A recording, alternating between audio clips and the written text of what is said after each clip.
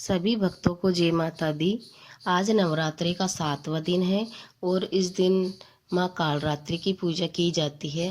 कालरात्रि की पूजा से हमें सुख सौभाग्य प्राप्त होता है, शत्रुओं का भय नहीं होता और माँ अपना आशीर्वाद सभी भक्तों पे बनाए रखती है। आज श्री सप्तशती दुर्गा पाठ में हम 12वां और 13वां अध्याय का अध्ययन करेंगे। तो 12वां अध्याय में देवी के चरित्रों के पाठ का महात्म्य है, जो इस प्रकार है। देवी बोली, हे देवताओं, जो पुरुष इन स्तोत्रों द्वारा एकाग्रचित होकर मेरी स्तुति करेगा, उनके संपूर्ण कष्टों को निसंदेह हर लूंगी। मधुकेटव के नाश, महिषासुर के वध और शुम्भ निशुम्भ के वध की जो मनुष्य कथा कहेंगे, मेरे महात्म्य को अष्टमी, चतुर्दशी और नवमी के दिन एकाग्रचित से भक्ति पूर्वक सुनेंगे, उनको कभी कोई पाप नहीं रहेगा। पाप से उत्पन्न हुई विपत्ति भी उनको नहीं सताएगी। उनके घर में दारिद्र्य नहीं होगा और नहीं उनको प्रियजनों का विछोह ही होगा। उनको किसी प्रकार का भय न होगा। इसलिए प्रत्येक मनुष्य को भक्ति पूर्वक मेरे इस कल्याणकारक महात्म्य को सदा पढ़ना और सुनना चाहिए।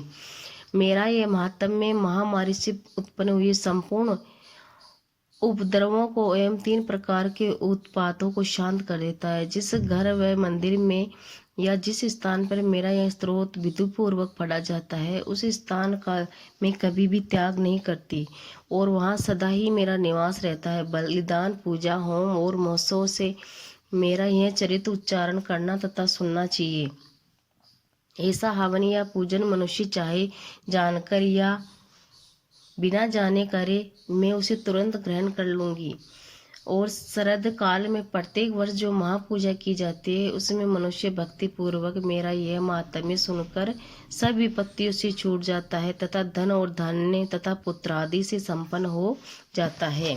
मेरे इस महात्म्य व कथाओं इत्यादि को सुनकर मनुष्य युद्ध में निर्भय हो जाता है और महात्म्य के श्रवण करने वाले के शत्रु नष्ट हो जाते हैं तथा कल्याण की प्राप्ति होती है और उनका कुल आनंदित हो जाता है। सब कष्ट शांत हो जाते हैं और भयंकर स्वप्न दिखाई देना तथा घरेलू दुख इत्यादि सब मिट जाते हैं। बाल ग्रहों में ग्रसित बालकों के लिए यह मेरा महात्म्य परम शांति का देने वाला है। मनुष्यों में फूट पढ़ने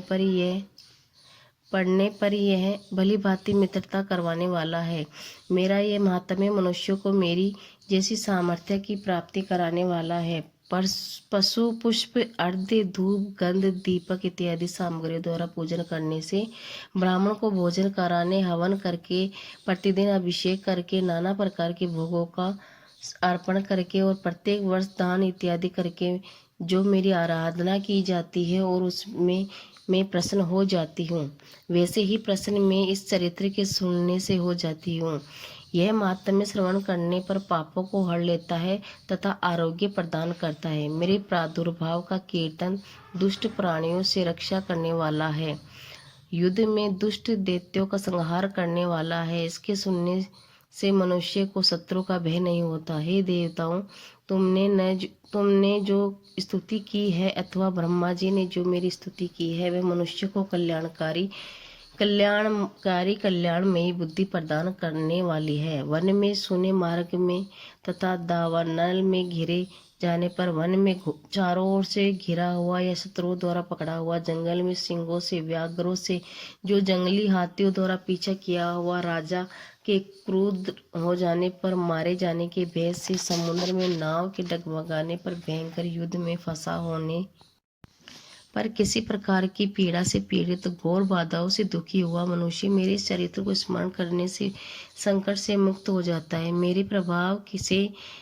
सिंह, चोर, शत्रु इत्यादि दूर भाग जाते और पास नहीं आते। महर्षि ने कहा, प्रचंड पराक्रम वाली भगवती चंडिका यों कहने के पश्चात सब देवताओं को देखते ही देखते अंतर्ध्यान हो गई और संपूर्ण देवता अपने शत्रुओं के मारे जाने पर पहले की तरह एक भाग का उपभोग करने लगे और उनको अपने अधिकार फिर से प्राप्त हो गए और युद्ध में देवताओं को शत्रु शुम्भ निशुम्भ के देवी के हाथों मारे जाने पर बाकी बचे हुए राक्षस पाताल को चले गए। हे राजन, इस प्रकार भगवती अंबिका नित्य होती हुई भी बार बार प्रकट होकर इस जगत का पालन करती है।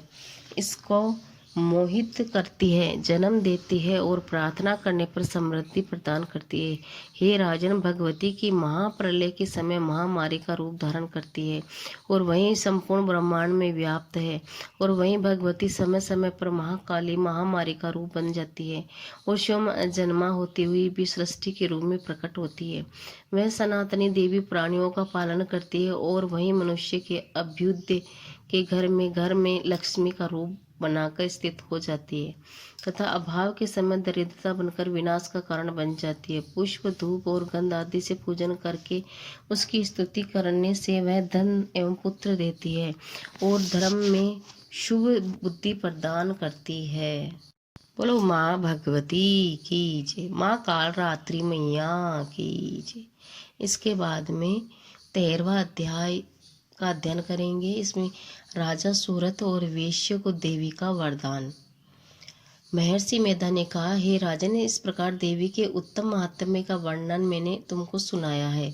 जगत को धारण करने वाली इस देवी को ऐसा ही प्रभाव है। वहीं देवी ज्ञान की देने वाली और भगवान विष्णु की इस माया के प्रभाव से तुम और वेश्य तथा अन्य विवेकी जन मोहित होते हैं और भविष्य में मोहित होंगे। हे राजन, तुम इसी परमेश्वरी की शरण में जाओ।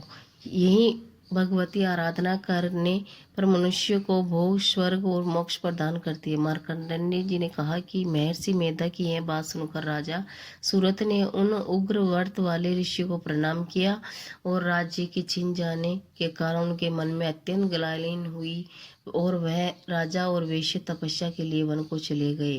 वो नदी के तट पर आसन लगाकर भगवती के दर्शनों के लिए तपस्या करने लगे। दोनों ने नदी के तट पर देवी की मूर्ति बनाई, पुष्प, धूप, दीप और हवन द्वारा उनका पूजन किया। पहले उन्होंने आहार को कम कर दिया, फिर बिल्कुल निराहार रहकर भगवती में मन लगाकर एकाग्रता पूर्वक उनकी आराधना करने लगे। वह दोनों अपने शरीर के रक्त से देवी को बलि देते हुए 3 वर्ष तक लगातार भगवती की आराधना करते रहे।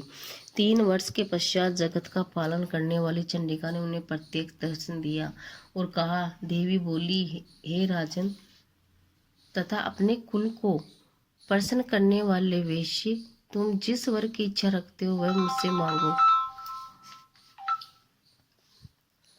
यह सुन राजा ने अगले जन्म में नष्ट न होने वाले मार्कंडेय जी कहते हैं कि यह सुन राजा ने अगले जन्म में नष्ट न होने वाला अखंड राज्य और इस जन्म में बलपूर्वक अपने शत्रुओं को नष्ट करने के पश्चात अपना पुनः राज्य प्राप्त करने के लिए भगवती से वरदान मांगा।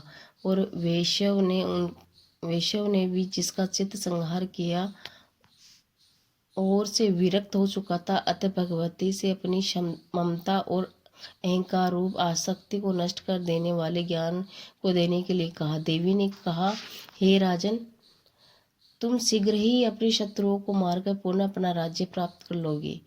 तुम्हारा राज्य स्थिर रहने वाला होगा। फिर मृत्यु के पश्चात आप सूर्य देव के अंश से जन्म लेकर सार्वणिक मनु के नाम से इस पृथ्वी पर ख्याति को प्राप्त होंगे। हे वेश्य, कुल में श्रेष्ठ, आपने जो मुझसे वर मांगा है वह आपको देती हूँ। आपको मोक्ष देने के लिए ज्ञान की प्राप्ति होगी। मार्कंडेय जी कहते, इस प्रकार उन दोनों को मनवांछित वर प्रदान कर तथा उनसे अपनी स्तुति सुनकर भगवती अंतर्ध्यान हो गई। और इस प्रकार क्षत्रियों में श्रेष्ठ वह राजा सूरत भगवान सूर्य देव से जन्म लेकर इस पृथ्वी पर सार्वणिक मनु के नाम से विख्यात हुई। बोलो माँ भगवती की जय, नव दुर्गा मैया की जय, माँ काल